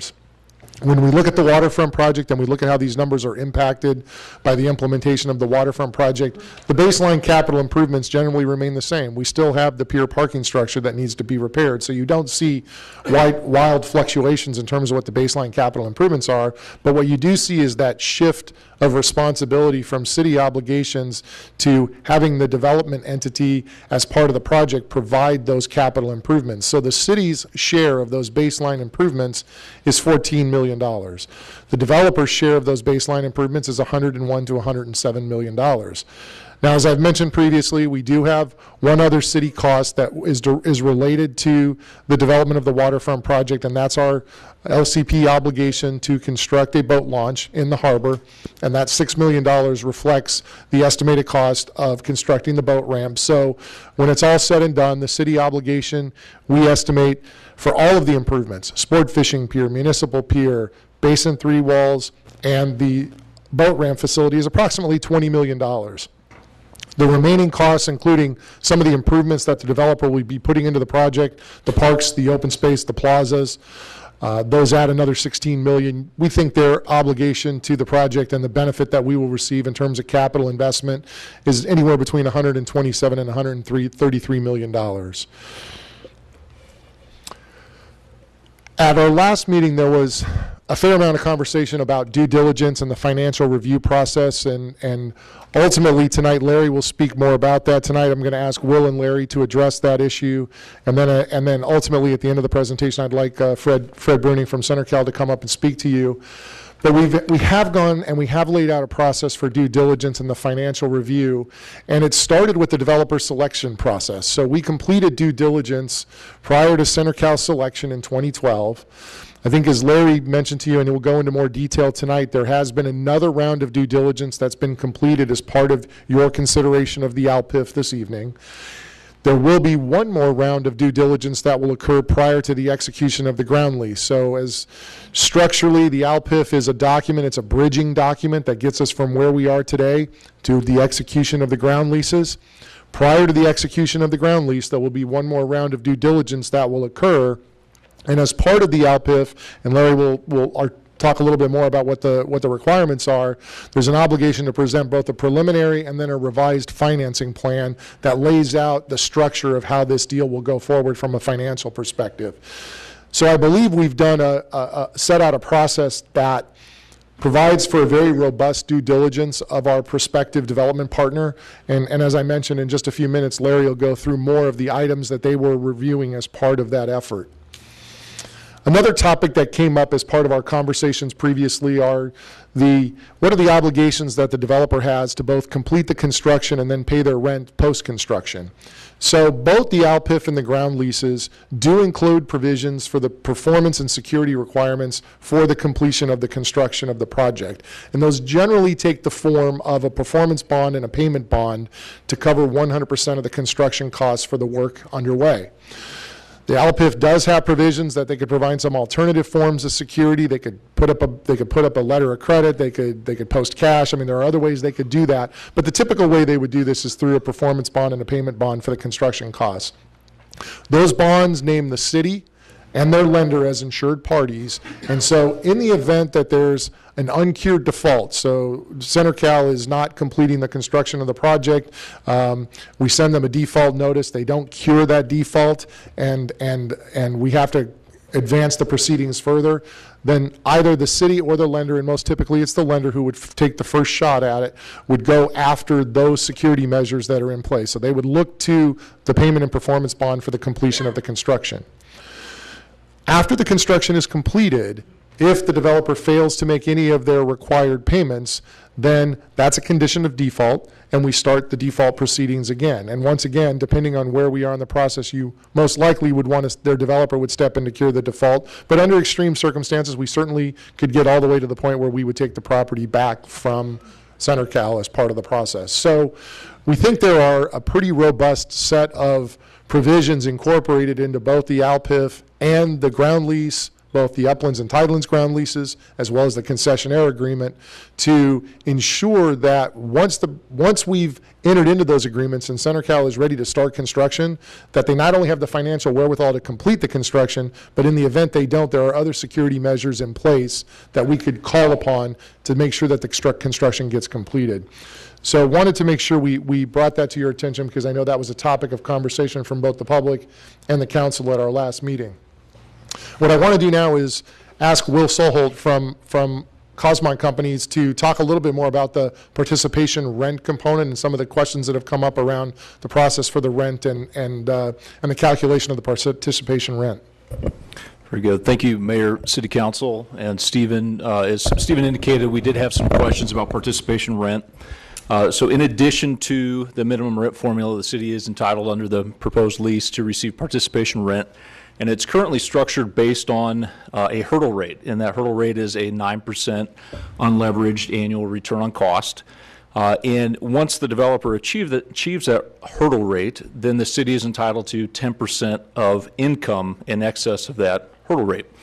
And so one of the questions that's come up was a shift from the MOU in the terms that were in the MOU related to that same hurdle rate and that share. Under the terms of the MOU, that 9% hurdle rate was a 10% hurdle rate, and the city's share, rather than a 10% share in excess of that hurdle, was a 25% share.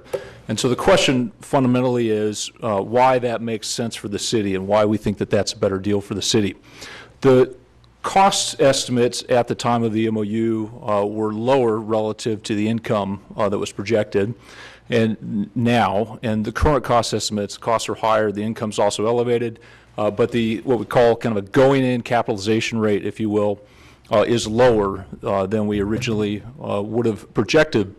And so when we look at the potential return over a 99-year period, and when we model out lots of different what-if scenarios, we do Monte Carlo simulation, we run really millions of different runs as to what could possibly happen in theory, trying to figure out what might happen over a 99-year period. When we look at that with the cost basis that we know now and the income levels that we can project now, and looking at sensitivity and all those things, what we come to the conclusion is that the terms that we have now of a 9% hurdle rate with a 10% share in excess of that is superior for us from the city's perspective versus a 25% share in excess of a 10% return. And really that's a probability-based outcome that we see the potential for the 9% return being achieved as being much greater than the potential for there being a 10% return.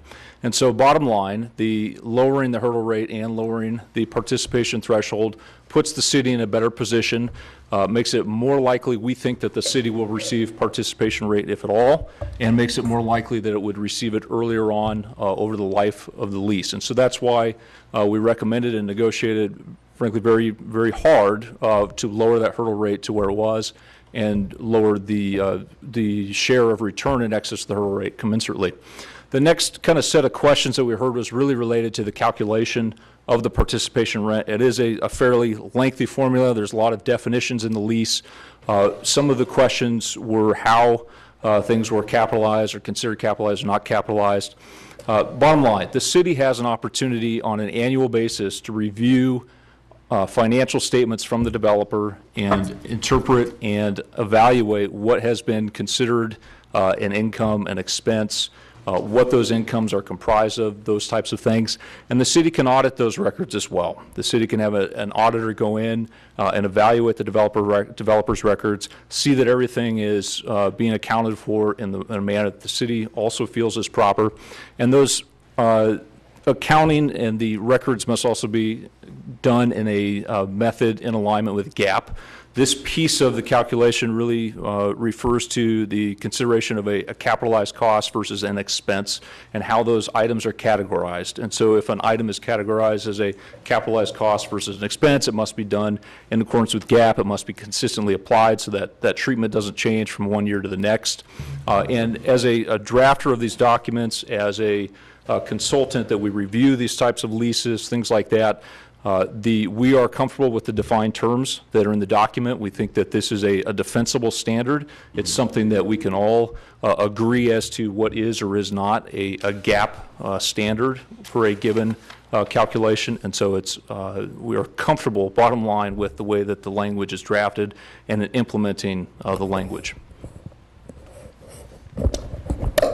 So just to underscore that, these transactions that involve long-term ground leases have these kinds of participation rents, and they are typically reviewed annually. They use GAAP standards. So these are essential parts or ingredients of these transactions, and that's why we spend a lot of time on them.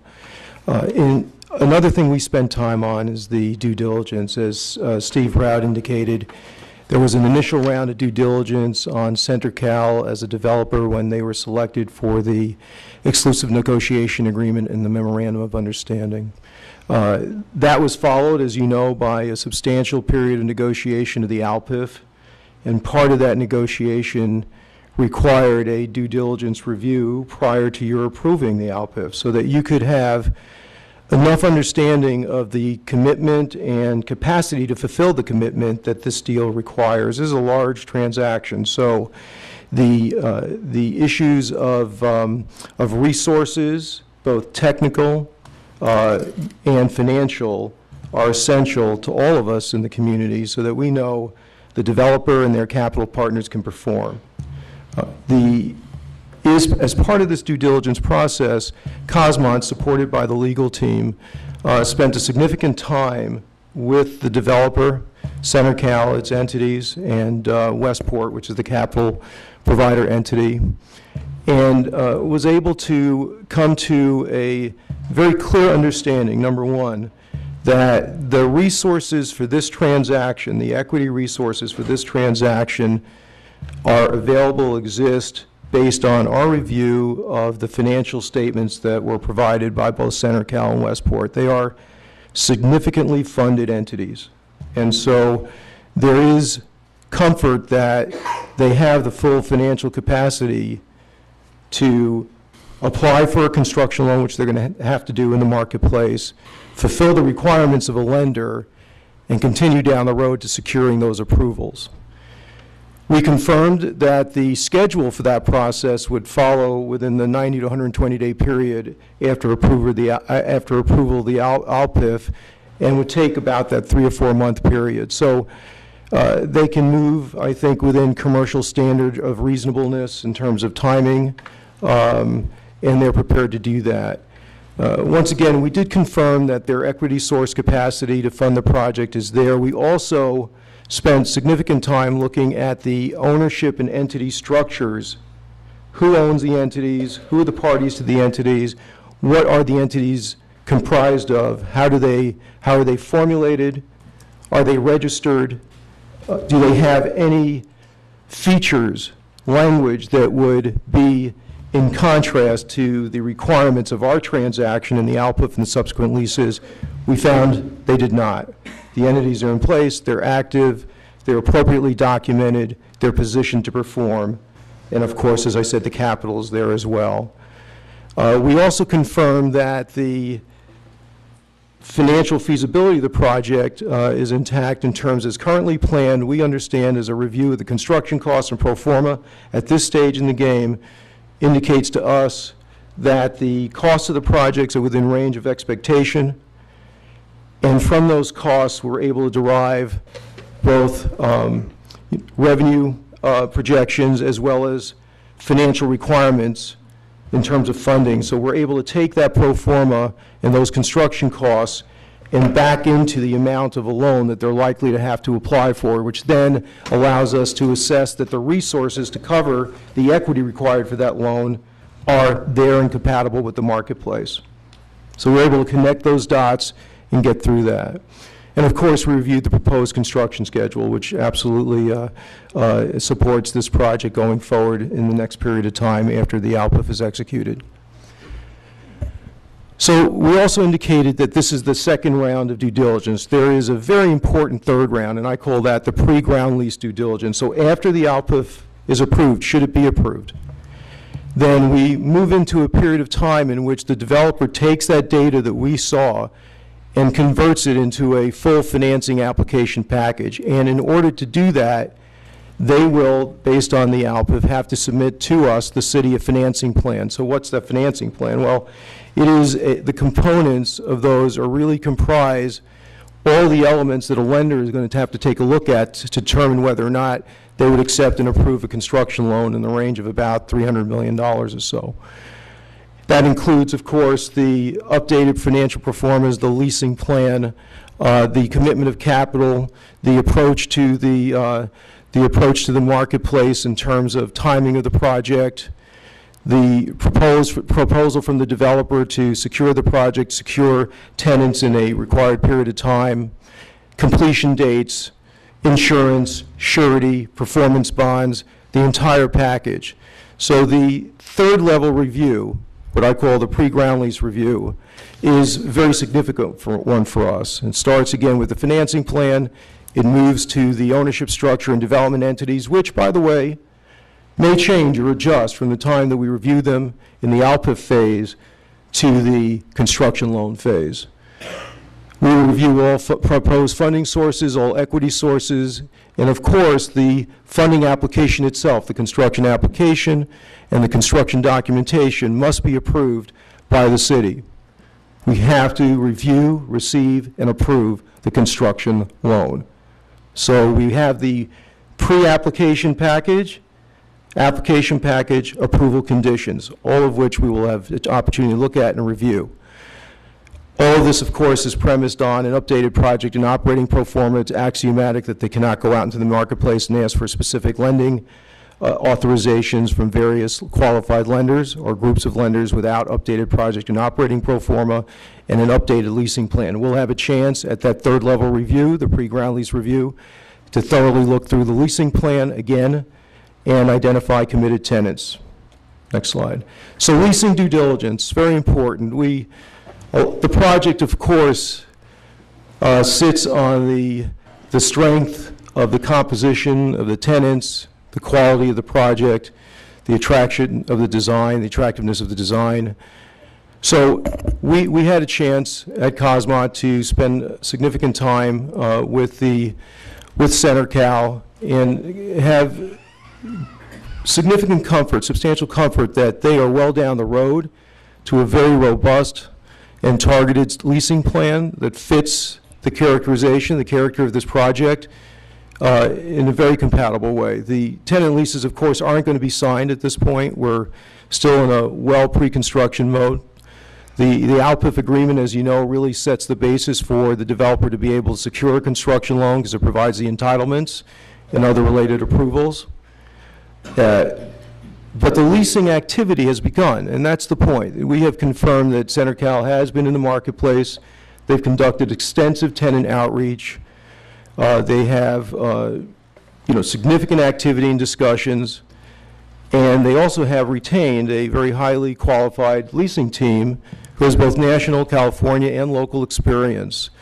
And they are implementing a leasing plan that really is geared toward a broad variety of tenants and retail concepts. They are scouring the landscape for the right set of tenants, the right mix, the ratio of tenants, the ratio of offerings, and they're working pretty hard at identifying early opportunities so that pretty much a leasing plan is a little bit like it's a strategic positioning of space. So you try and identify certain target tenants that have great attraction to consumers, but also are attractive to other retailers that want to be next to those, what I call sort of major tenants, major attraction tenants. And you can see that CenterCal is looking through all of those categories to identify the leaders in each one of the categories and get them slotted in the right location in the project.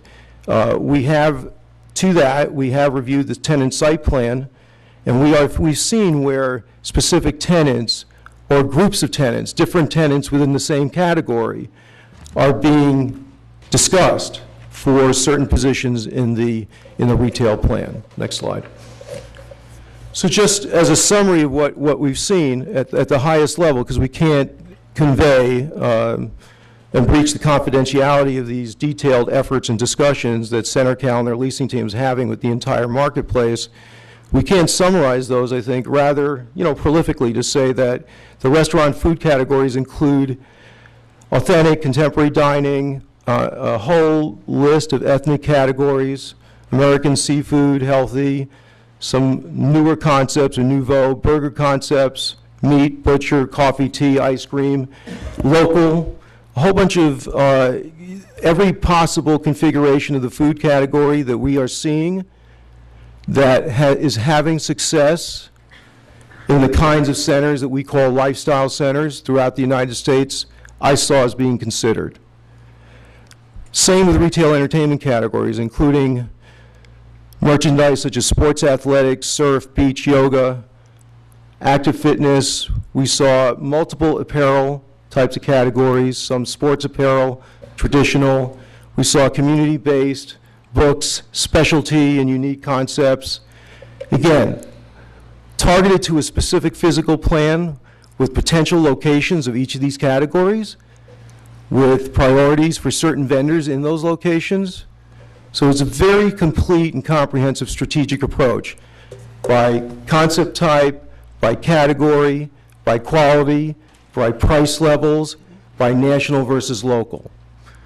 So we're convinced that should the financing come together, that in fact it will come together because it'll be supported by a robust leasing plan with lots of identifiable names, both locally and regionally and nationally, that helps support the financing application. That's why CenterCal is so out in front.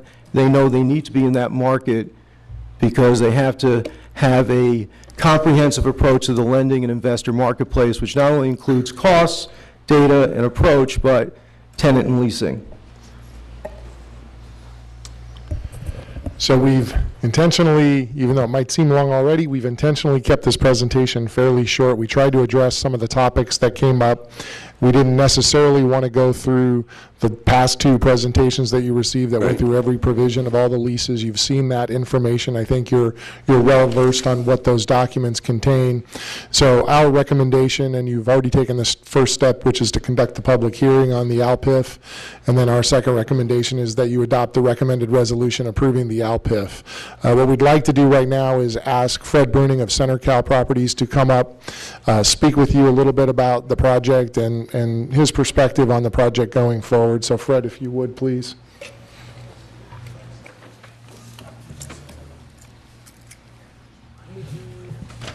Good evening, Mayor and members of the City Council, City staff. I think my legs went to sleep.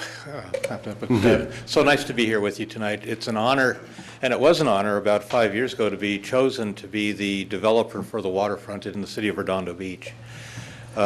We've learned an awful lot in those 5 years. We've actually invested millions of dollars of studies and science in terms of the hydrology, the environment, the physical structure of the waterfront, architecture, civil engineering, so many different specialists.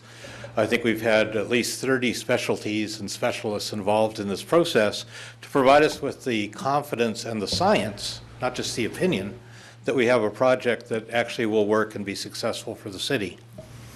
I wanted to strike just a really positive note tonight. I know that there's a lot of feeling going about. It's maybe a reflection of the national political discourse right now, but I think there's a lot of unnecessary name-calling, things like that. I have had a number of people ask, and we've heard tonight, well, why are we spending so much money trying to educate voters in the city of Redondo Beach? Honestly, it's because I've never had a project before that had so much bad information floating around the community.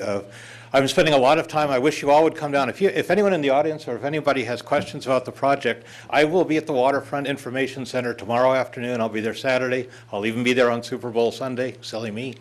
And I'll be there most days, at least 2 or 3 days a week between now and the next month or two to answer any questions, because it is a complicated project. But it's amazing when people come into the waterfront and they come into the info center, the things I hear really are kind of interesting. I've heard that we've signed leases with Kmart. I've heard that we've signed leases with Applebee's.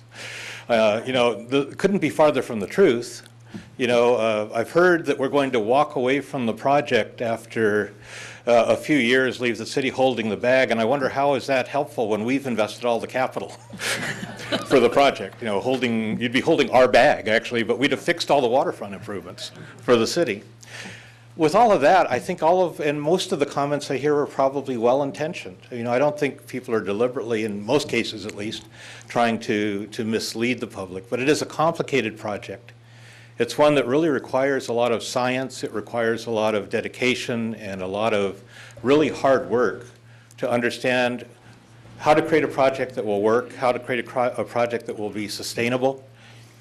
In addition to working with our specialists, we've looked at the best information we can get in the community. We've looked at projects like the Project for Public Spaces that has done significant studies on waterfronts throughout the world. We've looked at the history of Redondo Beach. I've been here on the waterfront since I was 3 or 4 years old with my dad, fishing. My mother-in-law was engaged on the waterfront, in 1939. So we know that it's had a vibrant and an interesting history. It has fallen on harder times now. There are still some shining lights on the waterfront, but it really needs work. It needs help. And it needs more than just a cosmetic Band-Aid. I don't think a piecemeal approach to development on the waterfront works, because when you're dealing with sea level rise, when you're dealing with the infrastructure improvements, we talked about water quality. There are 80 catch basins on the waterfront. Not one of them is environmentally controlled today. It's a difficult task, but it's one that we relish. Our offices are up in El Segundo. We live here. I live in Rancho Palos Verdes. We have 7 or 8 people in our company at CenterCal who live in Redondo Beach, and we all kind of live all around the community. This will be our living room. This is where we're going to come to enjoy ourselves. This is where I want to take my family and friends, rather than go to Manhattan Beach or Terranea and say, isn't this a beautiful area, and look at that beautiful sunset. Because we will be creating a lot more area where people can enjoy it.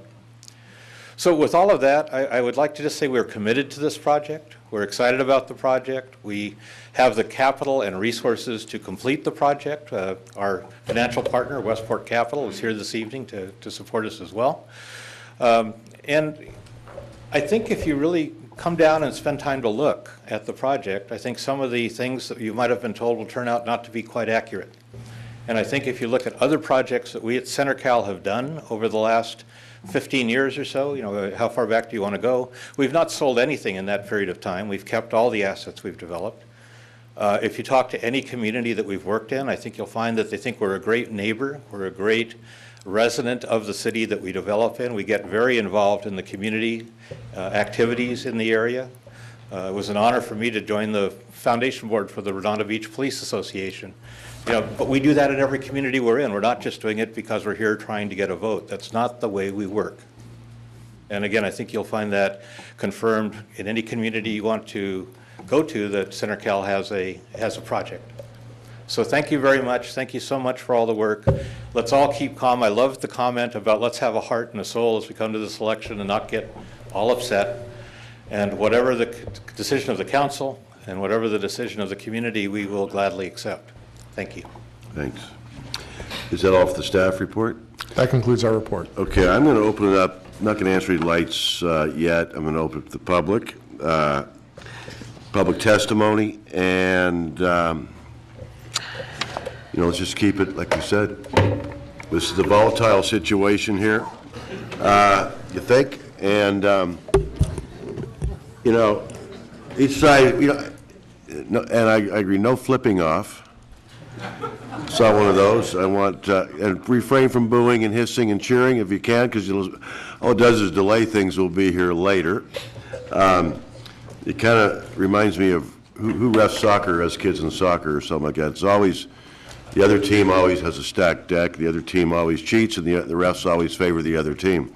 And that's how coaches think. So it's just the way it is in life. But I want everybody to speak. I think we can probably recognize everybody in this room, so I don't think anybody's bussed in. There's only two or three faces we don't know.